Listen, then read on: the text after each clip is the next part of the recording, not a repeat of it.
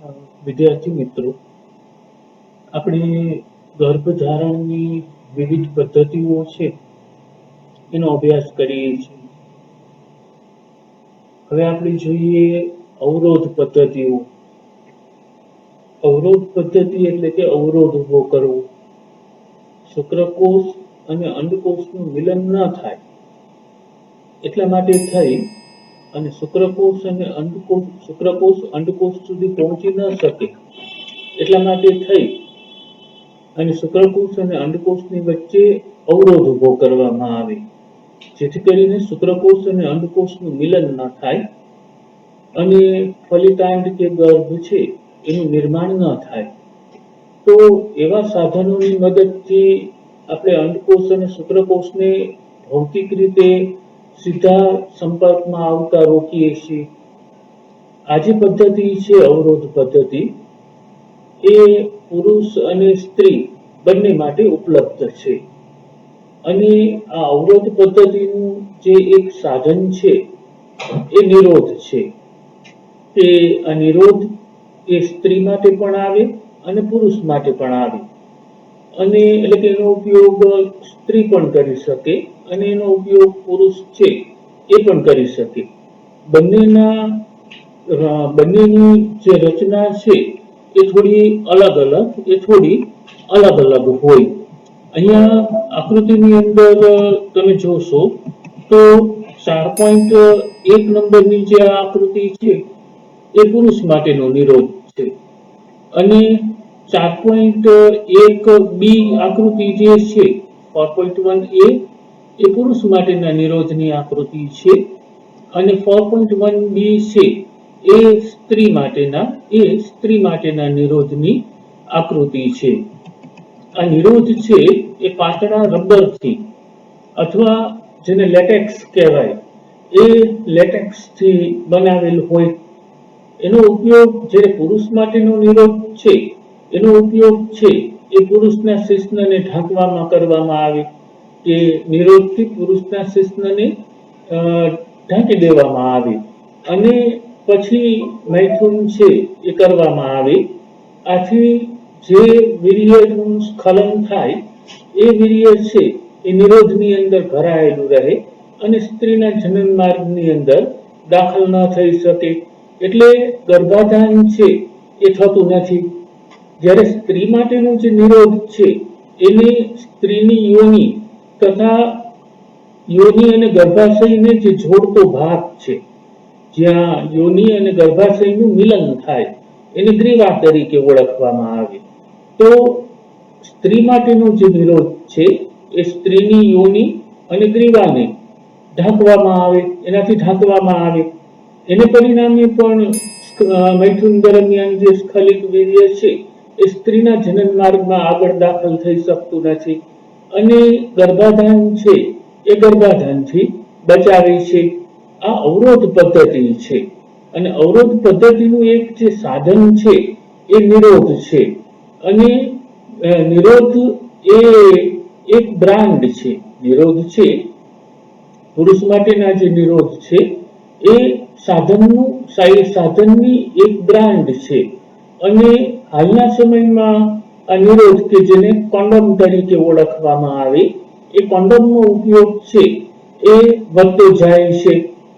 કોન્ડોમનો વધારાનો ફાયદો એ છે કોન્ડોમથી કે નિરોધથી ગર્ભાધાન તો અટકે જ છે, પણ જાતીય સંક્રમિત રોગો અને એઇડ્સ છે એનો ફેલાવો થતો પણ અટકે છે. નિરોધનો ઉપયોગ કરવાથી વધારાનો ફાયદો એ થાય છે કે એનો ઉપયોગ કરનાર એ જાતીય સંક્રમિત રોગો છે, એસટીડી છે, એનાથી અને એઇડ્સથી બચે છે અને એક વખત એનો ઉપયોગ થયા પછી એનો ફરીથી ઉપયોગ નથી થઈ શકતો. એટલે કે પુરુષના કોન્ડોમ અને સ્ત્રીના કોન્ડોમ છે એ નિકાલ જોગ હોય છે, પછી એને ફેંકી દેવામાં આવે છે. એક પદ્ધતિ એ આંતરપટલની ગ્રીવા ટોપીની કે જેને ઇંગ્લિશમાં વોલ્સ તરીકે ઓળખવામાં આવે એની છે. આંતરપટલ એટલે પડદો. આંતરપટલ શબ્દનો અર્થ થાય પડદો, જેને ઇંગ્લિશમાં ડાયાફ્રામ તરીકે ઓળખવામાં આવે. ગુજરાતીમાં એને આંતરપટલ કહેવાય અથવા ગ્રીવા ટોપી કહેવાય. કેમ કે ગ્રીવા પ્રદેશ છે એને ઢાંકે છે એટલે એને ગ્રીવા ટોપી તરીકે ઓળખવામાં આવે. અને ઇંગ્લિશમાં એને વોલ્ટ્સ તરીકે ઓળખવામાં આવે.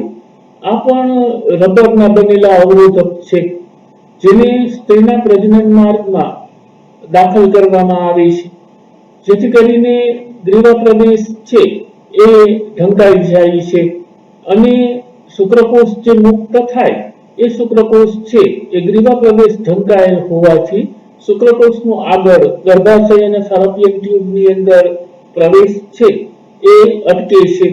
અને આ જે ડાયાફ્રામ છે કે વોલ્વ્સ છે એનો ફરીથી ઉપયોગ થઈ શકે છે, એનો વારંવાર ઉપયોગ છે એ થઈ શકે છે.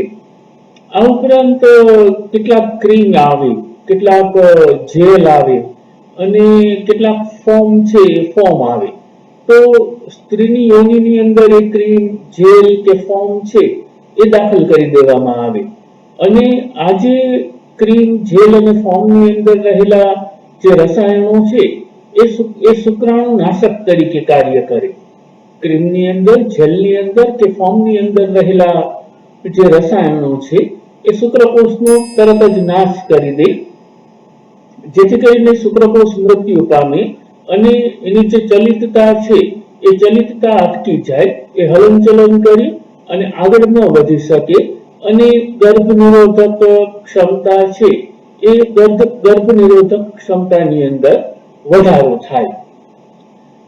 આ જ પદ્ધતિની અંદર ગર્ભધારણ અટકાવવાની જે પદ્ધતિ છે એમાં બીજી એક અસરકારક પદ્ધતિ છે એ અંતઃ ગર્ભાશય ઉપાયો છે, ઇન્ટ્રા યુટેરાઇન ડિવાઇસીસ છે કે જેનો ઉપયોગ કરી શકાય છે. એટલે કે ગર્ભાશયની અંદર આંતર ગર્ભાશય ઉપાયો એટલે શું? તો કે ગર્ભાશયની અંદર કેટલાક સાધનો છે એ મૂકવામાં આવે અને ગર્ભાશયની અંદર રહેલા સાધનો છે એ ગર્ભધારણની જે ઘટના છે એને અટકાવે છે. આપણે અવરોધક પદ્ધતિમાં જેનો ઉપયોગ કરીએ, નિરોધનો ઉપયોગ કરીએ કે વોલ્ટ્સનો ઉપયોગ કરીએ કે ક્રીમ, જેલ કે ફોર્મનો ઉપયોગ કરીએ તો આપણે જાતે કરી શકીએ છીએ. પણ અંતઃગર્ભાશયના જે ઉપાયો છે એનો ઉપયોગ છે ડોક્ટર દ્વારા કે તાલીમ પામેલ નિષ્ણાત નર્સ દ્વારા છે એ કરાવવામાં આવે છે કે ડોક્ટર છે એ યોનિમાર્ગ દ્વારા ગર્ભાશયની અંદર આ સાધન છે એ સાધનને દાખલ કરી દે છે. આમાં કોઈ દવા કે રસાયણ છે એનો ઉપયોગ થતો નથી. એનો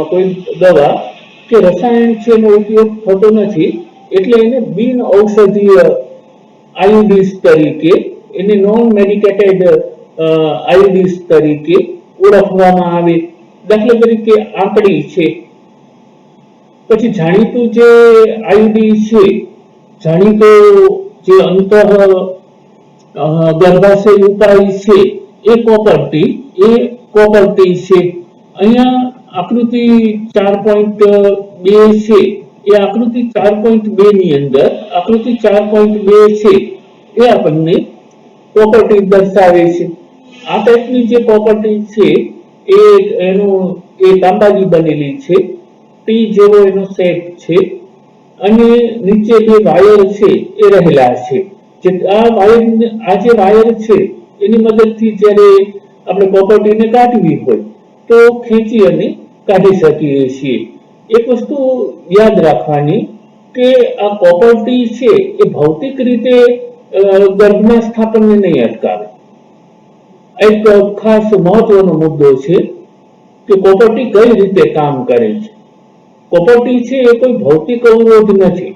એવું નથી કે ફેલોપિયન ટ્યુબમાં ફલન થાય અને પછી ગર્ભાશયમાં આવે ત્યારે પ્રોપર્ટી છે એ ગર્ભાશયની અંદર ગર્ભના સ્થાપનને અટકાવે, એમાં અવરોધ ઉભો કરે, એવું નથી.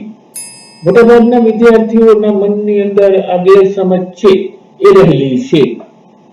પ્રોપર્ટીનું જે કાર્ય છે એ પ્રકારે છે કે પ્રોપર્ટીને પરિણામે જે એની અંદર રહેલું કોપર છે એ કોપર આયનને મુક્ત કરે છે, અને કોપર આયન જે છે એ કોપર આયનને પરિણામે ગર્ભાશયની દિવાલ ઉપર કોપરના આયનો ચોંટી જાય, તાંબાના આયનો છે એ ચોંટી જાય, અને જ્યારે શુક્રકોષ મુક્ત થાય ત્યારે શુક્રકોષ છે એ આ કોપર આયનોની અસરને પરિણામે નિષ્ક્રિય થઈ જાય, મૃત્યુ પામી, અને એ આગળ ફેલોપિયન ટ્યુબ છે એ ફેલોપિયન ટ્યુબની અંદર દાખલ ન થાય. એટલે આ એક મુદ્દો છે એ તમે લોકો ખાસ યાદ રાખજો કે અંતઃગર્ભાશય ઉપાયની અંદર જે સાધનો મૂકવામાં આવે છે એ સાધનો અવરોધ ઉભો નથી કરતા, પણ એ સાધનોમાંથી મુક્ત થતા આયનો છે, સાધનોમાંથી મુક્ત થતા અંતઃસ્ત્રાવો છે એ શુક્રકોષ છે એ શુક્રકોષને નિષ્ક્રિય બનાવી દે. એટલે શુક્રકોષ હલનચલન ન કરી શકે, એ જ્યાં હોય ત્યાં જ પડ્યા રહે, અને એનું હલનચલન ન થાય એટલે એ ગર્ભાશય અને ફેલોપિયન ટ્યુબની અંદર આગળ ન વધી શકે અને ફલન છે એ શક્ય ન થઈ શકે. તો કોપર ઉપરાંત કોપર 7 આવે છે, મલ્ટીલોગ 375 છે એ પણ આવે છે. દરેકની અંદર ધાતુની અંદર થોડો ફેરફાર રહેલો હોય છે. કોપર ની અંદર શુદ્ધ કોપર વાપરવામાં આવે છે. કોપર 7 ની અંદર કોપરની એક સ્પેશિયલ ક્વોલિટી છે એનો ઉપયોગ કરવામાં આવે છે. મલ્ટીલોગ 375 છે એમાં કોપર તો હોય છે, એ કોપર ઉપરાંત બીજી કેટલીક ધાતુઓ છે એનું મિશ્રણ છે એ કરવામાં આવે છે. તો ધાતુથી બનેલા આ અંતઃગર્ભાશય ઉપાયો છે. બીજા જે અંતઃગર્ભાશય ઉપાયો છે એ અંતઃસ્ત્રાવો સાથે, ખાસ કરીને જાતીય અંતઃસ્ત્રાવ છે, સ્ત્રીઓની અંદર જે જાતીય અંતઃસ્ત્રાવો જોવા મળે એને પ્રોજેસ્ટેરોન તરીકે ઓળખવામાં આવે. ઇસ્ટ્રોજન અને પ્રોજેસ્ટેરોન આ બે પ્રકારના જાતીય અંતઃસ્ત્રાવો છે. એમાંનો જે પ્રોજેસ્ટેરોન છે એનો ઉપયોગ પણ ગર્ભ નિરોધક તરીકે કરવામાં આવે. તો કેટલાક અંતઃસ્ત્રાવ મુક્ત કરતા આયુડીસ છે એ ગર્ભાશયની અંદર મૂકવામાં આવે, જેમાં પ્રોજેસ્ટાસ છે એનો ઉપયોગ થાય, LNG-20 છે, LNG-20 નો ઉપયોગ થાય.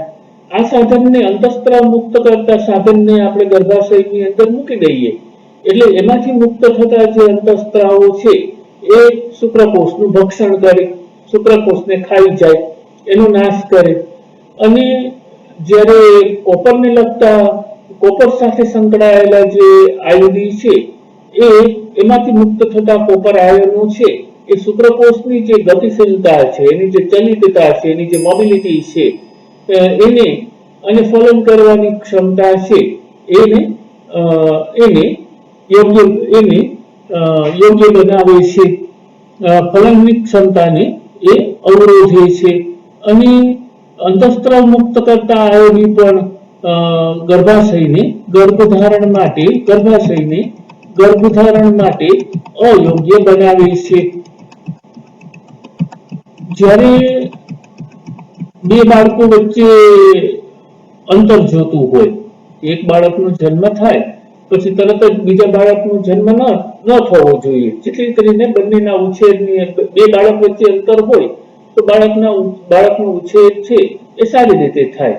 કે પેલું બાળક છે 5-6 વર્ષનું થાય પછી બીજા બાળકનો જન્મ થાય તો બીજા બાળકનો ઉછેર પણ સારી રીતે થઈ શકે. તો ગર્ભધારણમાં વિલંબ કરવા માટે અથવા બાળકો વચ્ચે અવકાશ રાખવા માટે થઈ અને આયુડી છે એ એક આદર્શ ગર્ભ નિરોધક છે. અને ભારતની અંદર આ જે ગર્ભ નિરોધક પદ્ધતિ છે આયુડી, એ આયુડી ગર્ભ નિરોધક પદ્ધતિનો ખૂબ મોટા પાયે ઉપયોગ કરવામાં આવે છે. આ ઉપરાંત સ્ત્રીઓ માટેના ગર્ભ નિરોધક આપણે જોઈએ તો પ્રોજેસ્ટેરોન અથવા પ્રોજેસ્ટેરોન અને ઇસ્ટ્રોજન છે એનું સંયોજન છે, કે પ્રોજેસ્ટેરોન અને ઇસ્ટ્રોજન નું મિશ્રણ કરી અને એની ગોળી બનાવવામાં આવે, ટેબ્લેટ બનાવવામાં આવે, જે પિલ્સ તરીકે ઓળખાય છે. આ જે સંયોજન છે, આ જે પિલ્સ કે ગોળી કે ટેબ્લેટ છે, એને મુખ દ્વારા લેવામાં આવે છે. આ પિલ્સ છે એ ઋતુચક્રના પ્રથમ 5 દિવસ દરમિયાન લેવાની શરૂઆત કરવામાં આવે અને સતત 21 દિવસ સુધી રોજ લેવામાં આવે કે 7 દિવસનો અંતરાય કે જ્યારે ઋતુસ્રાવ ચાલુ હોય ત્યારબાદ ફરીથી જ્યાં સુધી સ્ત્રી ગર્ભધારણને રોકવા ઈચ્છે ત્યાં સુધી આ પિલ્સ છે એને પુનરાવર્તિત કરવામાં આવે, એટલે કે સતત લેવામાં આવે. આ ઇસ્ટ્રોજન અને પ્રોજેસ્ટેરોનનું જે સંયોજન છે એ અંડપિંડમાંથી અંડકોષને મુક્ત થતો અટકાવે. ઇસ્ટ્રોજન અને પ્રોજેસ્ટેરોનનું જે સંયોજન પિલ્સ દ્વારા લેવામાં આવે એ અંડપિંડમાંથી અંડકોષને મુક્ત થતો અટકાવે. એટલે કે અંડપાતની જે ક્રિયા છે એ અંડપાતની ક્રિયાને અને ગર્ભના સ્થાપનની ક્રિયાને, ગર્ભનું ગર્ભાશયની અંદર સ્થાપન થાય તો એ ગર્ભનું ગર્ભાશયમાં સ્થાપન થતું અટકાવે છે. આ ઉપરાંત ગ્રીવા સુધી શ્લેષ્મની ગુણવત્તા છે એને બદલે છે. શ્લેષ્મ એટલે ચીકણો પદાર્થ, તો એ ચીકણા પદાર્થની ગુણવત્તા બદલે, એટલે કે એની અંદર ઘટતા આવે, એની ઘનતામાં વધારો થાય, એટલે શુક્રકોષનો પ્રવેશ છે એ ગ્રીવા પ્રદેશથી આગળની તરફ થઈ શકતો નથી અને પિલ્સની ઓછી આડઅસર પ્રમાણની અંદર જોવા મળે છે. જ્યારે એની અસરકારકતા છે એ સારી છે. આપણે શરૂઆતની અંદર વાત કરેલી કે લખનૌની જે સંસ્થા છે એના દ્વારા સહેલી કરીને એક નવી ગર્ભ નિરોધક ગોળી છે એનો વિકાસ કરવામાં આવ્યો. આ જે ગર્ભ નિરોધક ગોળી છે એની વિશેષતા એ છે કે એની અંદર સ્ટીરોઇડ હોતા નથી. એ બિન સ્ટેરોઇડલ પ્રોડક્ટ છે અને એ અઠવાડિયે એક જ વાર લેવી પડે છે.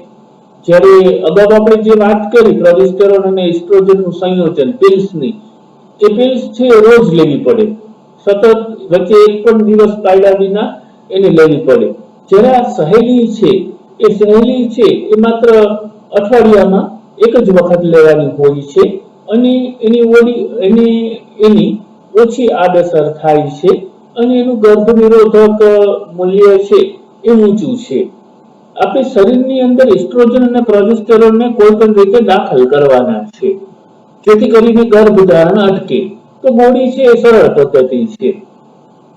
ક્યારેક માત્ર પ્રોજેસ્ટેરોન લેવામાં આવે અથવા પ્રોજેસ્ટેરોન અને એસ્ટ્રોજન છે એનું મિશ્રણ કરવામાં આવે, એનું સંયોજન કરવામાં આવે અને એને ઇન્જેક્શન દ્વારા લેવામાં આવે. એનું એક ઇન્જેક્શન છે એ સ્નાયુની અંદર નહીં પણ ત્વચા અને સ્નાયુની વચ્ચે જે જગ્યા હોય ત્યાં ત્વચાની નીચે એને દાખલ કરી દેવામાં આવે. એટલે એની પર એ પણ પિલ્સ જેવી જ અસરકારક છે એ રહે અને ઘણો લાંબો સમય સુધી એની અસર છે એ ટકી રહે છે.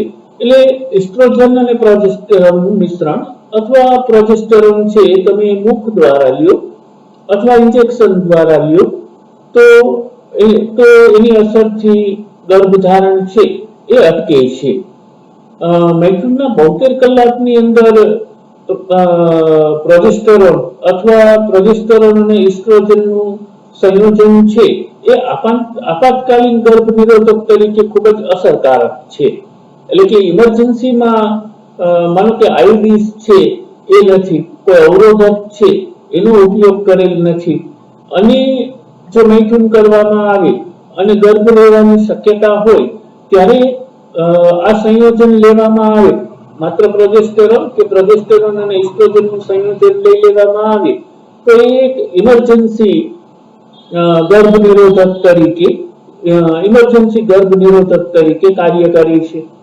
ખાસ કરીને બળાત્કારના કિસ્સામાં અથવા અસુરક્ષિત જાતીય સમાગમને કારણે જો ગર્ભધારણ થવાની શક્યતા રહેલી હોય તો તરત જ આ ટેબ્લેટ છે એ 72 કલાકની અંદર લઈ લેવામાં આવે તો એને પરિણામે ગર્ભધારણ છે એની પરિણામે ગર્ભધારણ છે એ થતું નથી.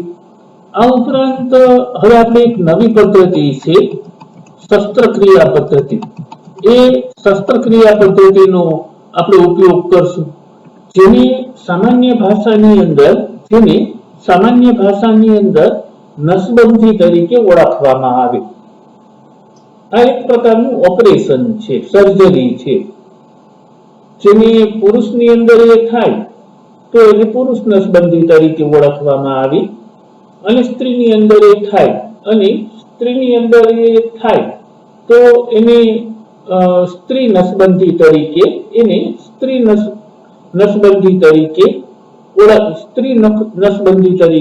ઓળખવામાં આવે. અહીંયા આપણે જોઈ શકીએ, પેલા આપણે પુરુષ નસબંધીની વાત કરીએ કે આ છે એ પુરુષનું શુક્રપિંડ છે. બંને બાજુ રહેલ એટલે એક જોડી શુક્રપિંડ હોય એટલે બંને બાજુ રહેલ શુક્રપિંડ છે. આ શુક્રપિંડ છે એ શુક્રકોષનું ઉત્પાદન કરશે. અહીંથી ઉત્પન્ન થયેલા જે શુક્રકોષો છે એ આ નલિકા મારફતે આગળ વધશે, અને એ નલિકા મારફતે આગળ વધી શુક્રકોષ આ માર્ગે આ નલિકા મારફતે આગળ વધે છે, અને પછી પુરુષના શિશ્નની અંદર એ આવે છે, અને ત્યાંથી એ શુક્રકોષ છે એ બહાર નીકળશે અને સ્ત્રીના યોનિ માર્ગની અંદર એ દાખલ થશે. તો તમે જોઈ શકો છો કે શુક્રકોષનું વહન કરતી જે નલિકા છે એને બંને તરફથી કાપી નાખવામાં આવે છે. અહીંથી એક કટ આપવામાં આવે એક બાજુના શુક્રપિંડમાં, અને બીજી બાજુના શુક્રપિંડમાં પણ એ જ સ્થાનેથી કટ આપી દેવામાં આવે, એટલે એ કપાઈ ગઈ. પછી એને બાંધી લેવામાં આવે, પછી ઉપરના છેડાને અને નીચેના છેડાને બાંધી લેવામાં આવે. હવે શું થશે કે અહીંયા શુક્રપિંડમાંથી જે શુક્રકોષો ઉત્પન્ન થશે એ નલિકા દ્વારા આગળ વધશે, પણ અહીંથી વધારે આગળ નહીં વધી શકે. અહીંથી વધારે જે આપણે ભાગને કટ કર્યો છે ત્યાંથી એ વધારે આગળ નહીં વધી શકે. એને પરિણામે વીર્યનો સ્ત્રાવ થશે, પણ એ વીર્યની અંદર શુક્રકોષ છે એ શુક્રકોષ નહીં હોય, અને શુક્રકોષ નહીં હોય એટલે ફલનની ક્રિયા છે એ ફલનની ક્રિયા નહીં થઈ શકે. તો આ પુરુષ નસબંધી તરીકે ઓળખવામાં આવે. આ માત્ર ડોક્ટર દ્વારા એક નાનકડો કાપો મૂકી અને કરવામાં આવતી સર્જરી છે. સ્ત્રીની અંદર આપણે જોઈએ તો સ્ત્રીની અંદર રહેલ આ અંડપિંડ છે, સ્ત્રીની અંદર રહેલ આ અંડપિંડ છે. આ જે અંડપિંડ છે એ અંડકોષોને મુક્ત કરે.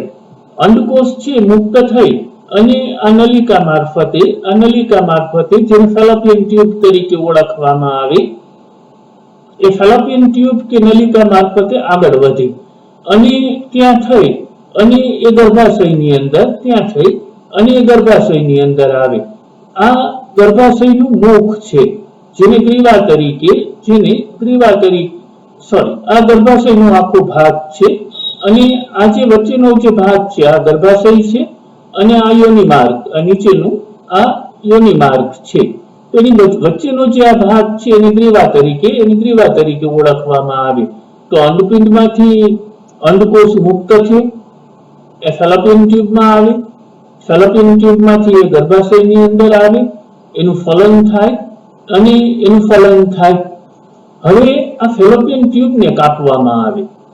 પુરુષની અંદર જેમ શુક્રવાહિની છે એ શુક્રવાહિનીને કાપવામાં આવતી હતી, એમ અહીંયા ફેલોપિયન ટ્યુબને કાપવામાં આવે, અને એના બંને છેડા છે એ બંને છેડાને બંધ કરી દેવામાં આવે. એટલે અંડવાહિનીને કાપી અને પછી બાંધી દેવામાં આવે, જેથી શું થાય કે આ અંડપિંડમાંથી જે અંડકોષ મુક્ત થયા એ અંડકોષ આગળ ગતિ કરે, પરંતુ અહીંયા છેડો બંધ છે, એટલે એ અંડકોષ છે એ અંડવાહિનીની અંદર કે ફેલોપિયન ટ્યુબની અંદર, અંડવાહિનીની અંદર કે ફેલોપિયન ટ્યુબ છે એની અંદર દાખલ છે એ થઈ શકતા નથી. તો આ સર્જરી દ્વારા પણ, એટલે કે પુરુષ નસબંધી અને સ્ત્રી નસબંધી છે એ વાટકાપની પદ્ધતિ દ્વારા આપણે ગર્ભ નિરોધક ગર્ભધારણ છે એ ગર્ભધારણનો અટકાવ છે એ કરી શકીએ છીએ. પણ એક વખત આ સર્જરી કરવામાં આવે, આ નલિકાઓ કાપવામાં આવે પછી એને જોડી શકાતી નથી. એટલે કે એની પુનઃસ્થાપિતતા છે એ ઘણી નબળી છે. એક વખત આ ઓપરેશન કરાવી લઈએ અને પછી એમ જરૂર પડે કે હવે બાળકની જરૂર છે તો ફરી પાછી એ નલિકાઓને જોડી શકાતી નથી. આ એક એનો નેગેટિવ પોઈન્ટ છે કે એની પુનઃસ્થાપિતતા છે એ ઘણી નબળી આપણને જોવા મળે છે. અહીંયા આટલી બધી લગભગ 6 થી 7 જેટલી આપણે ગર્ભ નિરોધક પદ્ધતિ છે એનો આપણે અભ્યાસ કર્યો. પણ આ 6 થી 7 પદ્ધતિમાંથી કઈ ગર્ભ નિરોધક પદ્ધતિની પસંદગી કરવી એ મહત્વનું છે. આ ઉપરાંત એનો ઉપયોગ છે એ ડોક્ટરની કે કોઈ નિષ્ણાતની સલાહ લઈ અને એ પ્રમાણે કરવો જોઈએ. પ્રાથમિક સ્વાસ્થ્યની સંભાળ માટે ગર્ભનિરોધકો છે એની કાયમી જરૂરિયાત નથી. હકીકતમાં જે કુદરતની પ્રજનન ઘટના છે એનાથી એ વિરુદ્ધમાં કાર્ય કરે છે. એ આ પદ્ધતિનો ઉપયોગ છે એ ગર્ભધારણનો અટકાવ અને એને વિલંબિત કરવા અથવા વ્યક્તિગત કારણોસર ગર્ભધારણમાં અવકાશ લાવવા માટે છે એ કરવામાં આવે છે. જોકે એટલું ચોક્કસ છે કે આ પદ્ધતિઓના ઉપયોગને પરિણામે જે અનિયંત્રિત રીતે વસ્તી વૃદ્ધિ થતી હોય છે એ અટકે છે. એટલે કે આ પદ્ધતિઓના વ્યાપક ઉપયોગથી અનિયંત્રિત વસ્તી વૃદ્ધિને અટકાવવામાં એ અગત્યનો ભાગ ભજવે છે. છતાં પણ કેટલીક વ્યક્તિઓની અંદર આમાંની કેટલીક પદ્ધતિઓ છે એની આડઅસરો જોવા મળતી હોય છે, એની સાઇડ ઇફેક્ટ છે એ જોવા મળતી હોય છે કે કેટલીક સ્ત્રીઓને એનાથી ઉબકા અને ઉલટી જેવા ફિલિંગ્સ છે એ આવતા હોય છે. ઉદરની અંદર દુખાવો એટલે કે પેટમાં એને દુખાવો થતો હોય. ઘણી વખત આયોડિસ છે એને પરિણામે રક્તસ્ત્રાવ છે એ યોનિમાર્ગમાંથી રક્તસ્ત્રાવ થતો હોય છે. ઘણી વખત અનિયમિત ઋતુસ્ત્રાવ છે, જે માસિક ચક્ર છે એની અંદર અનિયમિતતા આવી જાય છે. અને લાંબા સમય સુધી જો પિલ્સનો ઉપયોગ કરવામાં આવે તો સ્તન કેન્સર થવાની પણ થોડી ઘણી શક્યતા રહેલી છે, જે સામાન્ય રીતે જોવા નથી મળતા. પણ કેટલાક કેસની અંદર જે બ્રેસ્ટ કેન્સર છે, સ્તનનું કેન્સર છે, એના માટે આ ગર્ભ નિરોધક રસાયણો છે એને પણ જવાબદાર ગણવામાં આવે છે. એટલે આ બાબતને પણ આપણે સંપૂર્ણપણે અવગણી ન શકીએ. જો આવી કોઈ આડઅસર જોવા મળે તો તરત જ ડોક્ટરની સલાહ લેવી જોઈએ અને ડોક્ટરની સલાહ લઈ અને જે પદ્ધતિનો એ ઉપયોગ કરતા હોય એને બંધ કરવી જોઈએ અને એને આપણે બદલાવવી જોઈએ.